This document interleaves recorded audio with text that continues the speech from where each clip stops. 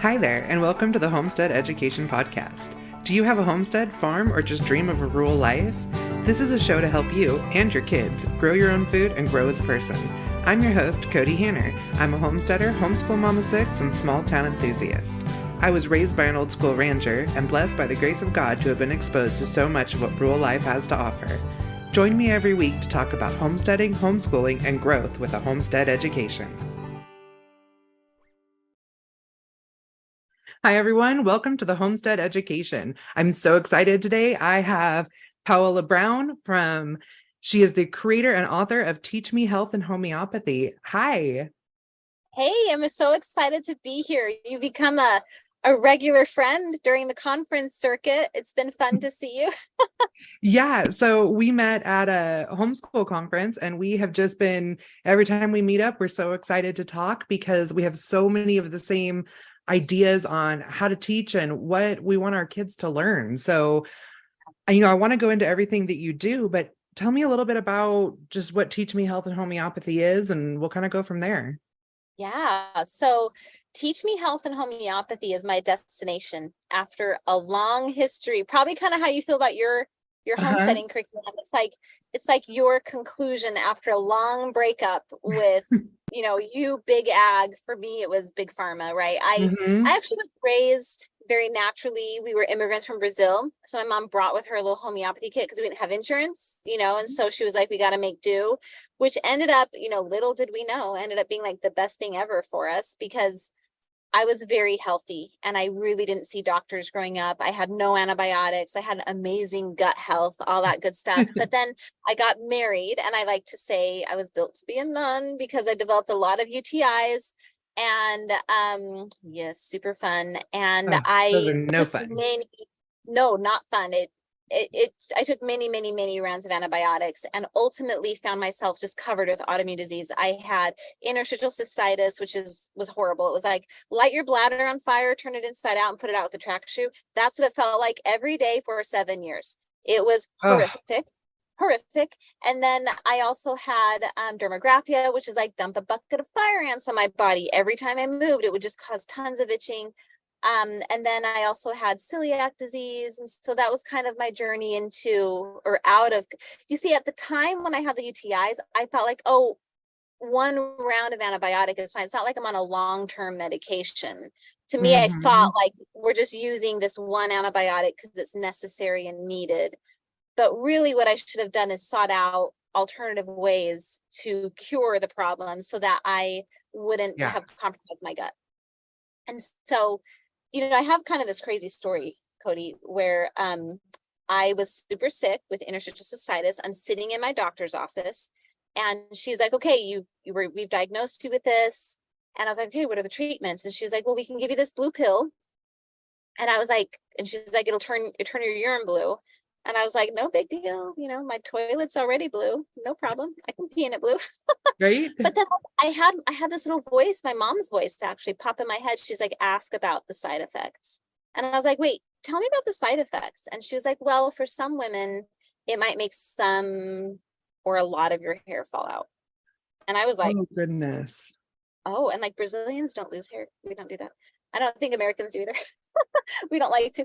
And so I was just like, no, I'm too vain for that. Like, there's no way we're gonna find, And so she gave me like, all these terrible, like culminating to like, and you can join a support group for the addiction, the opioids would, and I was like, what? No, I can't do any of these things. So I like spent years, going Mayo Clinic, going to California, seeing like doctors in Maryland. Like I flew everywhere trying to find the better doctor, the doctor that knew what to do, And then I kind of realized they're all kind of coming up with the same pattern of answers that I'm just not comfortable with. And this whole time I'm like bleeding internally, very painful. It's just awful, like hurt to walk because your body, like the bounce and the vibration of the gravity, it was just very painful.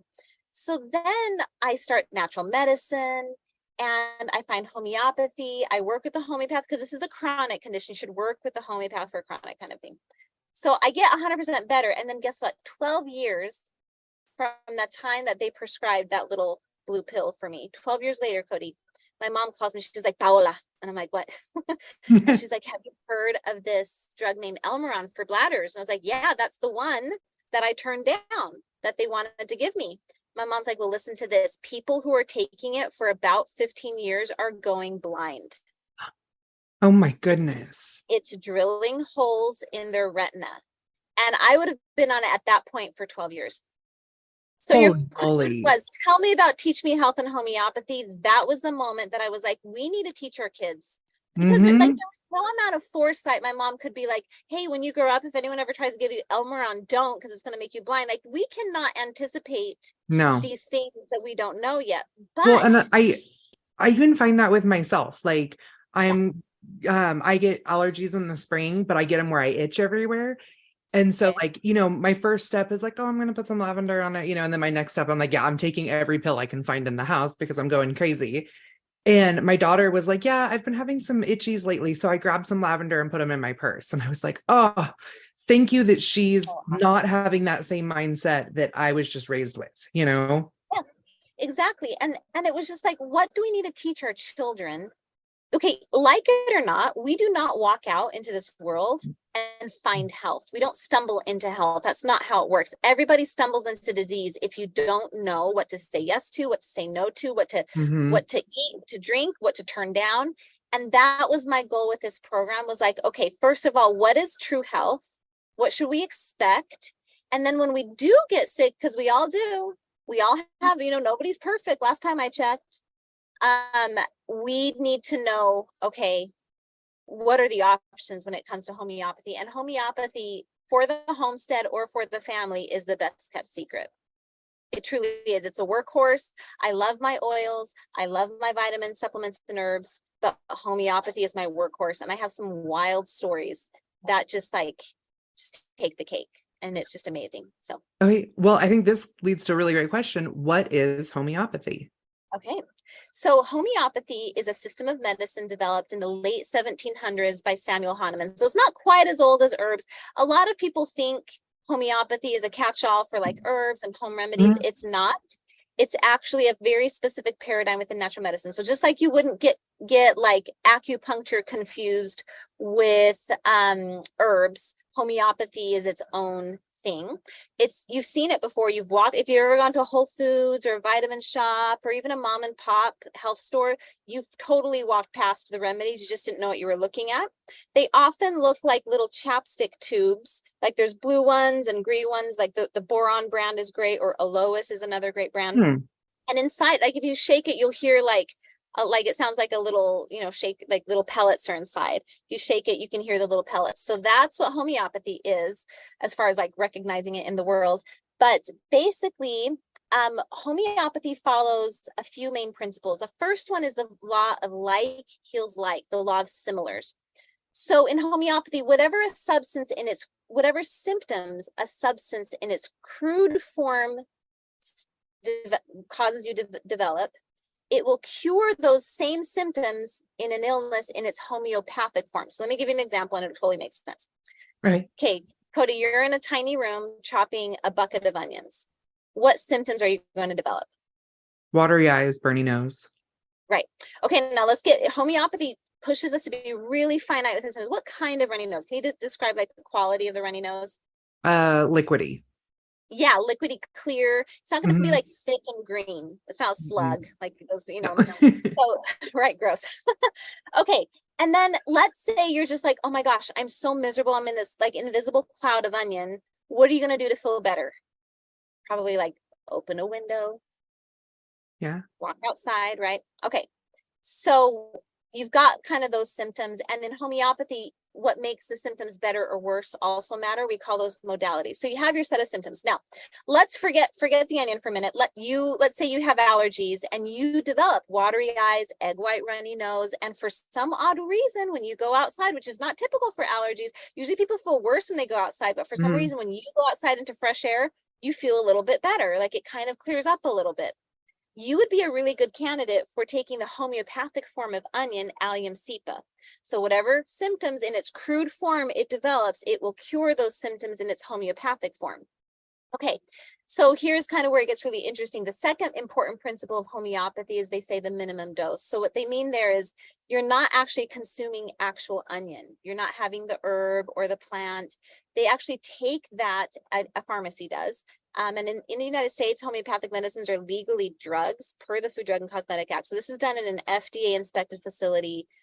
And they dilute it down in a sequential process that I actually teach in my curriculum because it's interesting, but they dilute it down to the point that you have like nanoparticles left of the onion, or sometimes like it gets diluted so far down that like it's just incredibly diluted. Now, this is where the skeptics come in and they say, oh, it's just water, because nothing that tiny could actually stimulate your body to cure itself. That's what the skeptics say. I'm kind of an empiricist, and I'm like, I'm going to try it. If it works, it works. If it doesn't, I won't buy it anymore, right?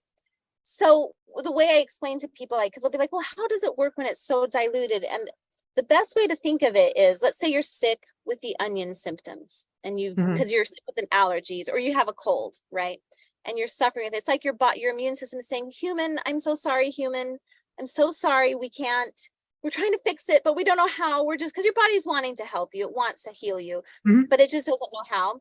You introduce this little minute dose of an onion, your body suddenly sees like, oh, this is like tiny particles, like a virus or a bacteria. Your body recognizes it. And it says, everybody stop worrying about the allergies. We're getting attacked by an onion. So there your body goes to mount an attack to, attack the invading onion, or this false disease, but it's not, you're not really being attacked by an onion. And so it mounts a defense that ends up actually curing the allergies.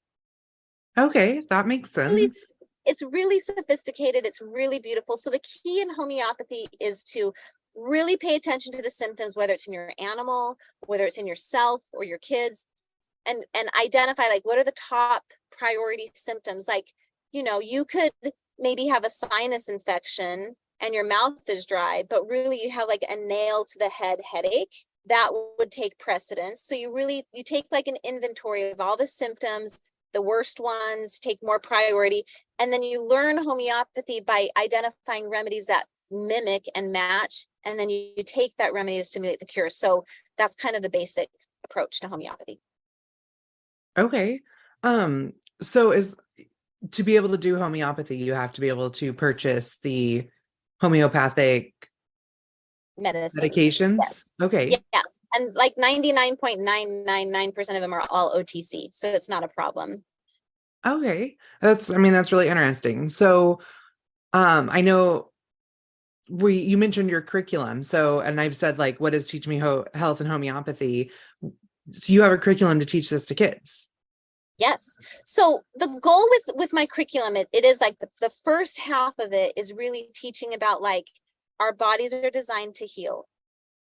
Reading the side effects of a drug label. Listen, there's a time and a place for drugs. There really are.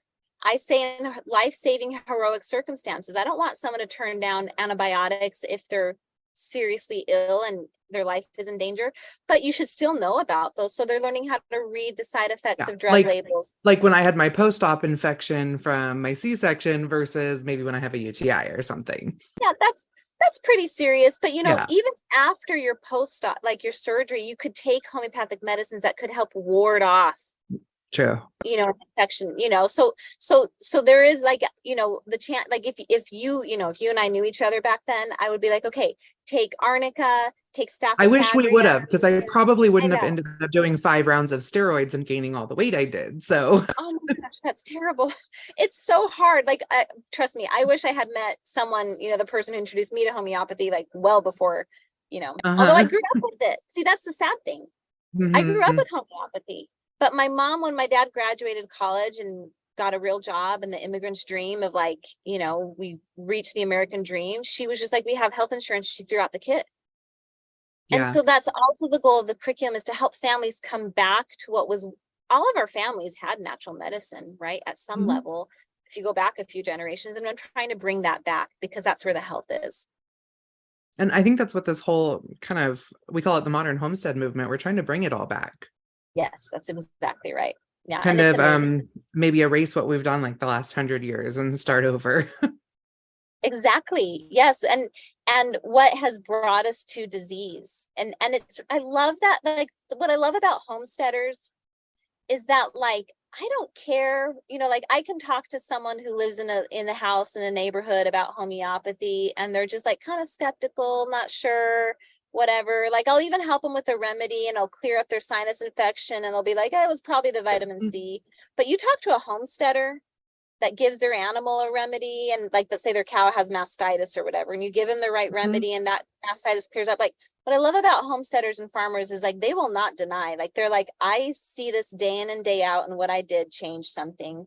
And it's Yeah. like, you have to be so tied to, like, reality on the farm because you can't, like, explain things away. Like, you're desperate to know what's helping and what's working and what isn't. Yeah. So You're like, if I see it, I get it. And it wasn't just a fluke. So right, exactly. Right. no, I love it. Exactly. You actually had a story about something you did with a calf, didn't you? Yes. Oh, I think it was the baby goats. Oh, Yes. yes. Sorry. It was a goat that you Oh. banded, right? Oh, no, you're right. It is the calf. Sorry. That's a different story. Right. So we had Monty. He's actually named after a homeopathic remedy, Arnica montana. And we were going to try and sell him intact, but the sale didn't go through. And so we ended up deciding, like, okay, we do need a castrate. So he's a bit older. And I think, and so we had a friend from church, like, do it. And he's just not used to doing such a big boy. Yeah. And so he didn't cut it large enough, and the castration wasn't draining properly. Okay, so listen, this castration, like, it got, like, the infection got so big, it was the size of, like, a large grapefruit. Oof. Like, big. And I was just like, oh my gosh. And I'm trying to do hydrotherapy, I'm trying to give him herbs, but he won't eat the herbs. Like, he would eat his food, but he wasn't going to eat, like, You especially can't like olive explain oil. to him why it's good for him. He's like, just eat it. And he wouldn't do it. And so I took him to the vet, which was like a hysterical experience because we didn't have a truck yet. And so, like, we shoved him in the back of our It's the best RAV4. part of the story. Oh my gosh. And, like, every time I would drive down the road, and this is Texas. Okay. Texas has trucks. Like, we love our Yeah. Dodge. We love it. We have a truck now. Thank you very much. But, like, I'm driving this wimpy RV, and every time this cow in the back shifts around, the RV literally makes this, like noise. And I'm like, I have never felt so wimpy in my life. And people would drive by and do, like, a double take. Like, that's a weird looking dog, lady. So we get to the vet, and they're like, pull your truck round back. And I'm like, there is no truck. Okay. So I'm backing up in my little RAV4, and I see the two farm hands, and they, like, one, like, hits the other, and he points to me, and they realize the calf is in the back. And this is, like, he's like, big boy. And they just, like, they were wiping, they could not stop laughing. And I was like, laugh away, boys, this puppy is paid off. So anyway, so we get him out, and the vet is just like, yeah, it's totally infected. I do recommend antibiotics. It's really bad. And I was just like, I really want to avoid the antibiotics. Like, I just don't want that, like, being peed out on my farm, on my soil. Like, if I could avoid it, let's try and avoid it. He's like, okay, you do some hydrotherapy with a hose and see if that helps. But he's like, I think you're going to really need it. Bring him home, and Monty is just slowly getting worse. I'm trying one remedy, it's not working. I'm switching to another one, it's not working. And this is where homeopathy can be frustrating, because you can't be like, cow, can you describe your symptoms? You're Right. stuck to, like, observe. And I'm not familiar with cows. This is our first cow and baby. So I was just like, I don't, so ultimately I land on the right remedy. It's called Hepar sulf. Hepar sulf, the keynote symptoms are bad infection, quite painful. It'll sometimes have, like, a cheesy smell, like the infection will have, like, a weird cheesy odor. And it'll just have a lot of, like, pus and just like junk there. So ended up finding, and now knowing, I know homeopathy better now, I would have totally gone to that remedy right away. But at the time I was kind of newer to it. I give him the right remedy, and it was just, like, amazing. He started eating again. He started drinking more. Oh, And wonderful. that grapefruit just started shrinking. And I felt like, oh my gosh, we're going to do it. He's going to get better. Then I go to church, and I come home from church and still wearing my dress. And I went straight to the pasture because I want to see the fruits of my labor. And out from where his scrotum was is, like, this weird, like, it looked like a water balloon was hanging out. Mm-hmm. I was just like, what in the world is this? So we load him back on the RAV4. We go back to the laughing vet. And I'm like, okay, it seems like it was getting better, but what is this? And the vet was like, this is so interesting. I've never seen this before. He said what happened was his body was able to push the infection and isolate it in this weird bag. And he's like, I've never seen that before, because like inside the body, it's no longer infected. It's just Wow. inside the bag. So he took a rubber band and he banded it, which is what we should have probably done in the first place. But he banded it. And he's like, it'll just, because it's vascular, he says, so let's just band it, take him home, it'll fall off. And sure enough, it did. And he got better. And we didn't need to give him antibiotics. And it was a win. I actually went to the feed store and bought the antibiotics, and it was in my fridge. And I was just like Mhm. ready to do it. But then I didn't have Right. to. I thought it was great. So Well, and I've worked with a lot of farms that do like an organic herd and a conventional herd or a natural herd, so that if they have an animal that does get really sick, they can treat it, move it over to the natural herd, and I then see. Mhm. and stuff like that. So I mean, they definitely try the homeopathic route first, and then if that doesn't work, or if they feel like it's further, they can switch to using antibiotics or whatever they feel like they need to use. And the animal actually goes on a separate pasture, Yep. depending, Yep. like if it's a cow, um I think they'll leave her on the pasture till she's better. When they rebreed her, that calf only has to be back on organic pasture for the last 3 months of pregnancy to be considered organic itself. Interesting. I didn't know all that. See, Yeah. I was on just like 5 wimpy acres at the time, Hmm. and so I was just But I like, mean, I love that there's like those options and that you can work it that way. yes, yes, absolutely. And I also think it was just so empowering. And I also think like sometimes if you have a large herd, like you may not be able to dedicate that much time and energy to Hmm. something like that. So I understand that too. But this was, this is our little calf, but it was Yep. amazing. So what I've done is I've actually flown to England, and Prince Charles, or I guess King Charles, he's a big proponent of homeopathy. And there is a group called Homeopathy at Welly level. So Welly's those little rubber boots, right? Homeopathy at Welly level, and they teach farmers a whole like how to use homeopathy with their animals. And so I took the whole Oh, course, and it wow. was like another, laugh at Paola moment. They were like, how many cows do you have? How many head do you have? And I'm like, two. And they just thought it was so hysterical because, they had sheep and cows and everything. Uh-huh. But there were some veteran students that had been using homeopathy for a while, and they're like, we've been able to reduce the amount of antibiotics used in our farm to like one cow, and he had like 300 head. Like he was just, it Mhm. saved so much money. We are able to do organic more easily. It's amazing for birth. Homeopathy is amazing for help like the birth go more smoothly. It's pretty awesome. Yeah, I mean it. And once you get your farm and your soil and all those things working together well, it's so much easier to follow those types of practices. So I mean, Yes. that's wonderful. Um, so let's see. Tell us a little bit more about how your curriculum works. Okay. So it is literature based because Mhm. I feel really strongly that kids, you kind of need to educate with homeopathy, with health. You kind of need to meet the learner where they're at. And so story really allows you to reach people where they're at. Like if I were to tell you a story, you're going to take from that story what you need to hear and what's Mhm. right for you and where Oh, you're at. I get it. My children's version, I mean, I'm pulling one now. I have little stories that go with it because that's what makes children relate to with what they're learning. Exactly. And it helps stick. And so I have my master's in curriculum and instruction, which basically means I threw all of that out the window when I wrote my program. But one thing I did learn in school is that story was so powerful, right? And that it was helping the kids. So basically, it's a program where you read a chapter book. I say the chapter books for ages 6 to 96. I even have an audio book because I get tired of reading out loud sometimes to my kids. So I love audiobooks.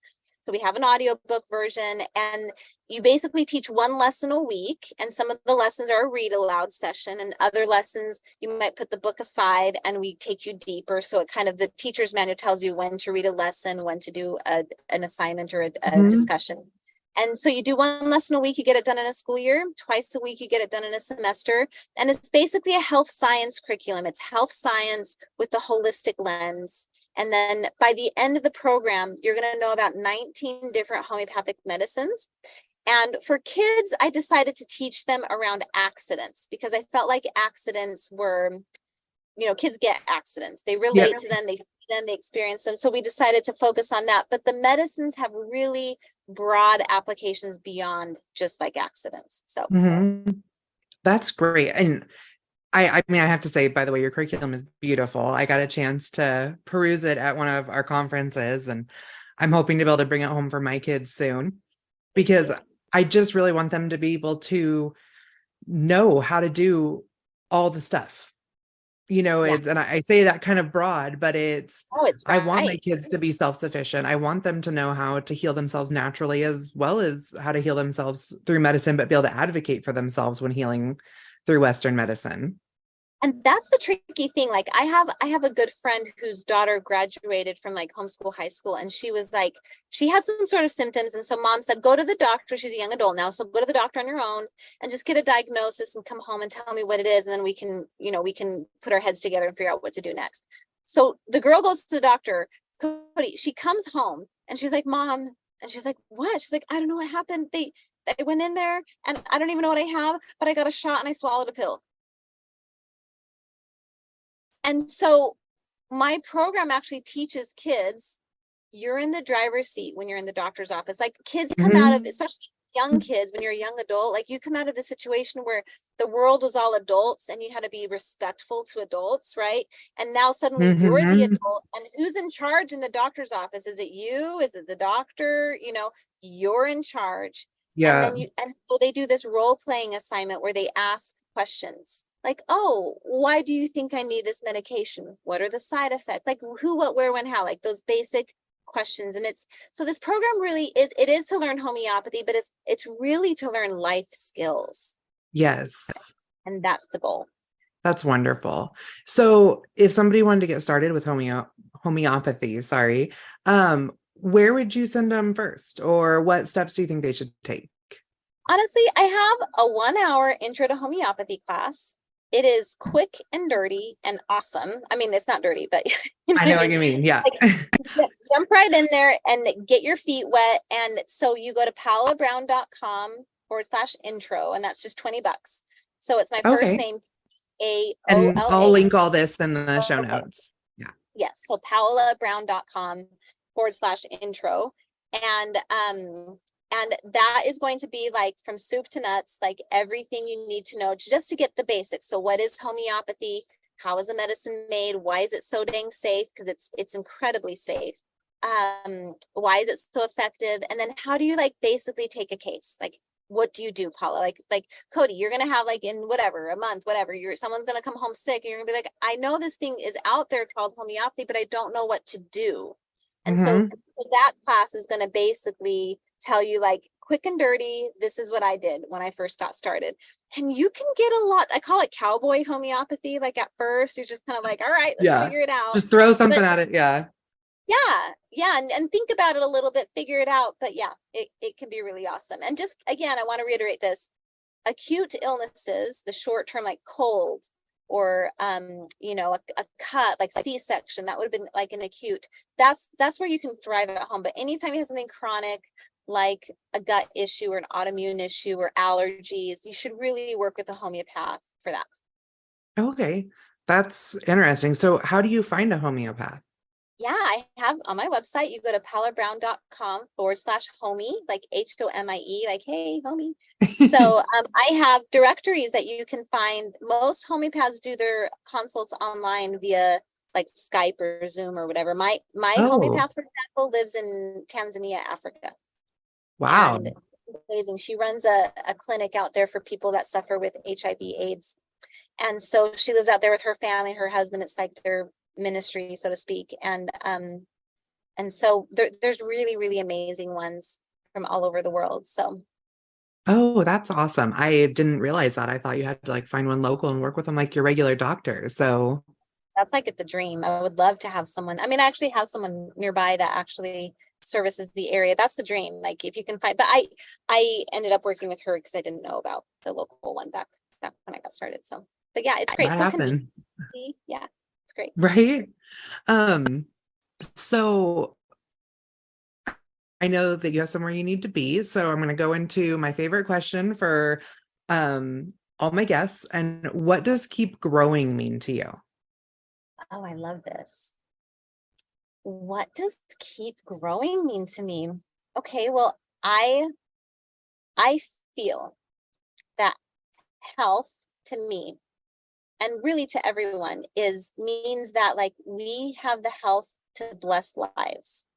And so for me, like keep growing means you have the health that you need in order to keep growing, to keep blessing lives, doing good things, blessing your family, your husband, and then those around you. Like I get women that come to my booth at my conferences, like at one that I was at recently, she was like tearing up and she was just like, your program changed my life because Mm. now we don't rely on these medications. Like we're learning about a better way. She was like, we still gave my son an antibiotic last month. Like, we tried. That's okay though. Like she's like, we've avoided 10 times that much because she's got 8 kids, right? So it's Oh, like we've wow. avoided so much. And I just think keep growing means like find your health, find your true health so that you can go out and bless lives. And that I think always challenges me and helps me grow. So That's beautiful. I mean, I know I love when I hear that I've helped someone. So that must feel really special when you're going straight to their health. That's some people know our story of my husband and his liver disease and how much that has affected our family for the good and the bad. right. And to know that you're reaching someone there at that level, that's really special. Yeah, it is. And I've been there. I've been there where I was so, so, so sick. Hmm. And we live in a weird world, Kody, where like everyone, our world, we want to anesthetize everything. We want to anesthetize our emotions, our focus, our pain, our hormones, our, you know, who we think we are. Like there's so much suppression and anesthetizing that is done. And I've just learned that health challenges, I'm not talking chronic health just sucks. Chronic pain is kind of in a different category, but like short-term fevers, short-term illness, they actually push us forward and that helps us grow, Yeah. helps us be better. It Makes you connects with stronger. ourselves, And yeah. makes you stronger. You realize you have limitations, you abuse your body less. Children, when they have like fevers, especially high fevers, they tend to develop more their verbal and hand motor skills. They suddenly can say a lot more words after high fevers. Did you know that fevers actually kill cancer cells? Like, I guess we're all developing cancer cells a little bit here and there, and sleep and detoxification, all these things kill those cancer cells. But fevers, it's like it wipes them. A nice high fever will Huh. really wipe it out. And I just feel like growing is also suffering a little bit. And Well, and yeah, I was just going to say, I think we have, like you said, we anesthetize everything in our country. We also have a habit of only thinking that we need to be comfortable all the time. yes. And there's like a book on my radar right now. I'm wanting to read it. I think it's called The Comfort Dilemma or something like that. And I'm very interested in that. So, I read it too. Yeah, and it's like but that's the thing. It's like we all want like society today talks so much about like I'm gonna go kind of on a deep end, but like society talks so much about like equality and rights and making sure everybody has the same outcome. And I'm like, no, no, no, no. It's about opportunity because yes. opportunity is where you grow and you suffer and you make mistakes and you strive and then you thrive. And I think that's the same thing with our bodies. We learn to honor it, understand, like it's so cool in homeopathy. You have symptoms that lead you to the right remedy. But if you like, I get moms that call me and they'll say, Paula, my kid is sick with a fever. What do I give them? And I'll be like, okay, well, tell me a little bit more about the quality of the fever. How high are they feeling? What's She's like, causing oh, the fever? yeah, what's causing the fever, or just like, so then the mom will be like, well, I don't know how high it is because I just gave them some Tylenol. And I'll be like, you deleted my roadmap. I can't help you. I need you to let that wear off and then call me when they've got their symptoms. And it's like, yeah, I know you want your kid to be comfortable, but struggle and suffering actually lead us to the cure. And Hmm. that's so profound on even emotional levels. Going through hard things emotionally lead us, sometimes you get through it, like grief, right? You have to get through it and then you're Yeah. on the other side and you can heal. So I actually teach that with kids a lot. That not just providing everything to them, because them being uncomfortable is going to push them to fix that for themselves. Right. And to want more and to like, no, I want it to be different when I get older. Like, great, make it happen. You know? Absolutely. So, well, I just want to thank you so much for coming on today. I've really been looking forward to this chat. And do you want to tell everyone where they can find you? Yeah. So just go to my website. It's my first and last name, Paola. So P like Paul, AOLA, and then Brown like the color, .com. So paolabrown.com. And actually, if you go to /free, you can get 3 sample lessons from my main curriculum, which is for grades 1 through 12. It's like a wonderful schoolhouse thing. And then I also have a curriculum for the preschool kids. I even have a program especially for moms. I call it the book club program, for you to like do it with your girlfriends if you want, or you can do it on your own if you want to, but there's a book club. So there's on that page, you get a lot of that free stuff, samples of all that. Oh, that's wonderful. Thank you. Everyone always loves to check things out first. I mean, that's why we go to all these conferences, huh? Yeah, for sure. Exactly. They love to pick it up and look at it. So yeah. Well, thank you so much. And I look forward to seeing you again on the road. Awesome. Thanks, Kody.